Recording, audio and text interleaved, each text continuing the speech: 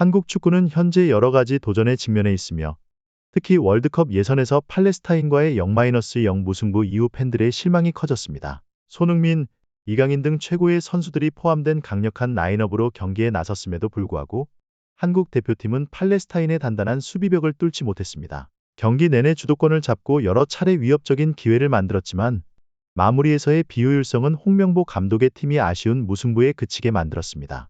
팀의 승리를 이끌 것으로 기대되었던 손흥민은 빛나는 순간들을 연출했으나 운이 따르지 않았습니다. 경기 막판에 골대를 맞춘 그의 슛은 팬들에게 깊은 아쉬움을 남겼습니다. 또한 유망주 이강인도 팔레스타인의 강인한 수비 앞에서 자신의 능력을 온전히 발휘하지 못했습니다. 팔레스타인의 수비는 평가절하되었지만 그들은 높은 수준의 규율을 바탕으로 한국의 공격을 효과적으로 막아냈습니다. 이번 무승부는 단순히 실망스러운 결과일 뿐만 아니라 한국 축구에 대한 경각심을 일깨워주는 결과입니다. 많은 우수한 선수들을 보유하고 있음에도 불구하고 대표팀은 결정력과 중요한 기회를 살리는 능력에서 여전히 부족함을 보이고 있습니다. 이는 특히 국제 무대에서 자신을 증명해야 하는 상황에서 팀에 더 큰 압박을 가하고 있으며 팬들의 기대감 또한 점점 커져가고 있습니다. 한편 한국 축구가 재기의 발판을 마련하기 위해 고군분투하고 있는 가운데 신태용 감독이 이끄는 인도네시아 대표팀의 성공은 주목할 만한 밝은 지점입니다. 한때 한국 대표팀의 감독이었던 신태용은 인도네시아를 이끌고 월드컵 예선에서 예상치 못한 성과를 거두며 자신의 능력을 입증했습니다. 최근 인도네시아는 사우디아라비아와의 경기에서 무승부를 기록했는데 이 결과는 더 강한 상대를 상대로 얻은 값진 결과로 평가받고 있습니다. 이는 단순히 중요한 승점일 뿐만 아니라 신태용 감독의 지휘 아래 인도네시아가 전술적 측면에서 뚜렷하게 발전했음을 보여줍니다. 반면 한국은 훨씬 더 뛰어난 선수단을 보유하고 있음에도 불구하고 사우디아라비아보다 약한 상대인 팔레스타인 앞에서 이렇다 할 차이를 만들지 못했습니다. 이는 홍명보 감독의 경기 접근 방식과 선수들의 잠재력을 최대한 활용하지 못하고 있다는 질문을 불러일으킵니다. 한국은 수많은 기회를 만들어냈지만 결정력의 부족과 전술적인 조정의 미흡함으로 인해 승리를 거두지 못했습니다. 신태용 감독이 전술적으로 유연하고 신속한 결정을 내리는 것과 비교해보면 홍명보 감독은 아직 한국의 장점을 충분히 살리지 못하고 있는 것으로 보입니다. 인도네시아는 신태용 감독의 올바른 전략 덕분에 국제 무대에서 뚜렷한 인상을 남기고 있으며 사우디아라비아와의 무승부는 단순한 승점 그 이상입니다. 이 결과는 인도네시아 축구에 있어서 기념비적인 사건일 뿐만 아니라 팀이 최근 몇 년간 얼마나 발전했는지를 보여주는 증거입니다. 반면 팔레스타인과의 무승부는 한국 축구의 실망스러운 결과로 남았습니다. 경기 내내 주도권을 잡고도 여러 차례의 분명한 기회를 놓친 한국은 상대 골문을 열지 못했습니다. 손흥민은 결정적인 골을 넣을 것으로 기대되었지만 그의 영리한 움직임과 기술에도 불구하고 골은 터지지 않았습니다. 한국의 기회를 놓친 것은 단순히 운이 나빴던 것이 아니라 마무리에서의 결단력 부족을 여실히 보여준 것입니다. 현대 축구에서 다중국적 선수를 활용하는 것은 매우 흔한 전략이며 여러 국가 대표팀은 해외에서 경험을 쌓은 선수들을 통해 팀의 질을 향상시키고 있습니다. 이러한 선수들은 단순히 기술적 향상뿐만 아니라 현대적인 전술적 사고방식을 더해줍니다. 신태용 감독 하에 인도네시아는 이 전략을 매우 효과적으로 활용하고 있지만 한국은 여전히 이러한 이점을 충분히 발휘하지 못하고 있습니다. 신태용 감독은 이중 국적 선수를 사용하여 인도네시아 대표팀의 전력을 강화하는 가치를 빠르게 인식했습니다. 그는 유럽에서 뛰고 있는 인도네시아 출신 선수들을 영입하는 데 성공했으며 이 선수들은 팀의 발전에 중요한 역할을 하고 있습니다. 잉글랜드에서 뛰고 있는 인도네시아 출신 엘칸 바곳, 엘켄 바겟과 같은 선수들은 인도네시아의 수비를 한층 더 강화했습니다. 이러한 선수들은 현대적인 축구에 더 잘 적응할 수 있으며 강한 전투 정신을 발휘할 수 있습니다. 이들의 존재는 인도네시아가 공격과 수비 모두에서 더 다양하고 유연한 플레이 스타일을 구축하는 데 도움이 되었습니다. 이러한 전략은 인도네시아가 전문성뿐만 아니라 정신적인 측면에서도 긍정적인 결과를 가져왔습니다. 이중 국적 선수들은 체력과 경험에서 이점을 가지고 있으며 특히 유럽에서 큰 대회를 경험한 선수들은 자신감과 경기 적응력이 뛰어납니다. 이러한 요소들은 인도네시아가 사우디아라비아와 같은 강력한 상대를 상대로 예상치 못한 성과를 거두는 데 크게 기여했습니다. 이중 국적 선수들과 국내 선수의 결합은 인도네시아가 더 견고한 수비 체계와 날카로운 역습 전술을 발전시키는 데 도움이 되었습니다. 반면 한국은 여전히 이중 국적 선수를 대표팀에 충분히 활용하지 못하고 있습니다. 손흥민과 이강인과 같은 뛰어난 재능을 보유하고 있음에도 불구하고 한국 축구는 여전히 국내에서 성장한 선수들이나 해외에서 뛰고 있는 선수들에 의존하는 전통적인 접근 방식을 고수하고 있는 듯합니다. 유럽에서 뛰고 있는 백승호나 이강인과 같은 선수들이 대표팀에 포함되어 있지만 그들을 팀의 전술에 통합하는 작업은 아직까지 최적화되지 않은 상태입니다.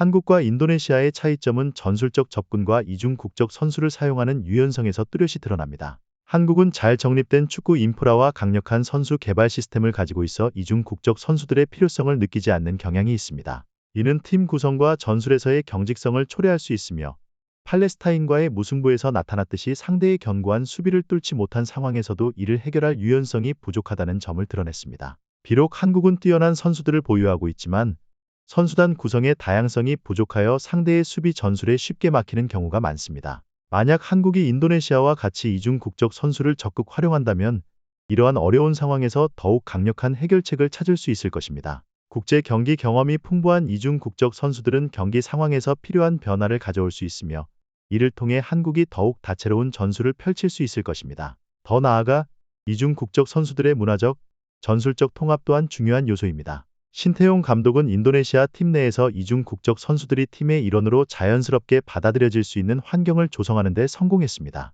이는 그들이 자신의 능력을 최대한 발휘할 수 있도록 도왔을 뿐만 아니라 팀이 그들의 잠재력을 최대한 활용할 수 있도록 했습니다. 반면 한국은 이러한 선수들을 팀에 통합하는 데 아직 어려움을 겪고 있는 것으로 보입니다. 문화적 차이와 축구 스타일의 차이로 인해 해외에서 활약 중인 한국 출신 선수들이 대표팀의 전술에 적응하는 데 시간이 걸리는 경우가 많습니다. 세계 축구가 점점 더 글로벌화되는 상황에서 이중 국적 선수를 활용하는 것은 더욱 중요한 전략이 되고 있습니다.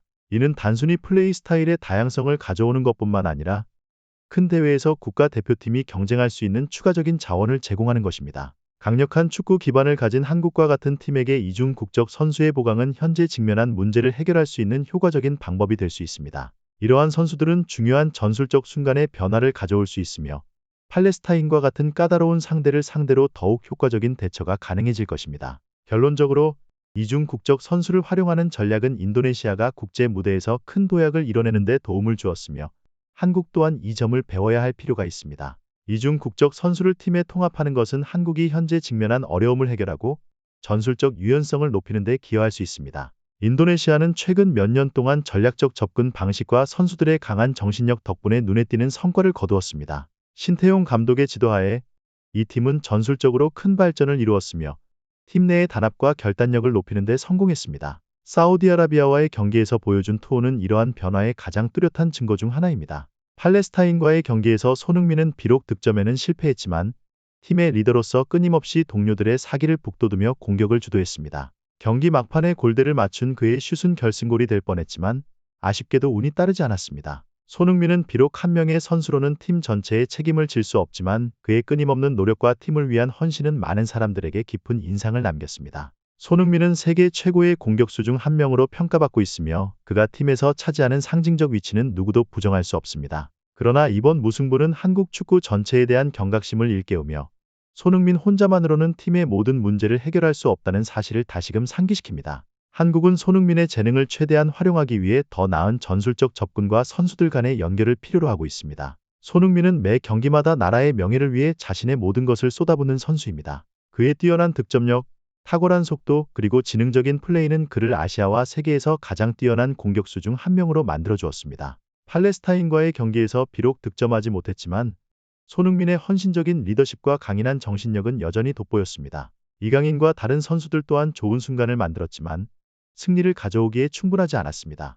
이는 한국이 아시아에서 선두 자리를 유지하기 위해 전술적, 정신적 변화가 필요하다는 점을 명확히 보여주었습니다. 결국 팔레스타인과의 무승부는 한국 축구에 큰 경종을 울렸습니다. 세계적인 선수들을 보유하고 있음에도 불구하고 한국은 여전히 기회를 득점으로 전환하는 데 어려움을 겪고 있습니다. 마무리에서의 부족함과 전술적 유연성의 부재는 한국이 기대한 결과를 얻지 못하게 만들었으며 팬들은 홍명보 감독이 다가올 경기에서 이러한 약점을 해결할 전략적 조정을 해주길 기대하고 있습니다. 손흥민과 이강인 같은 공격수들은 더 나은 득점 능력과 팀워크를 발휘해야 하며 이번 무승부는 한국 축구가 앞으로 더 나아가기 위해서는 전술적, 정신적 측면에서 변화를 필요로 한다는 것을 분명히 드러냈습니다. 강한 결단력과 적절한 변화가 이루어진다면 한국은 더 강력한 팀으로 돌아올 수 있을 것이며 이러한 변화는 현재의 어려움을 극복하는 데 필수적입니다.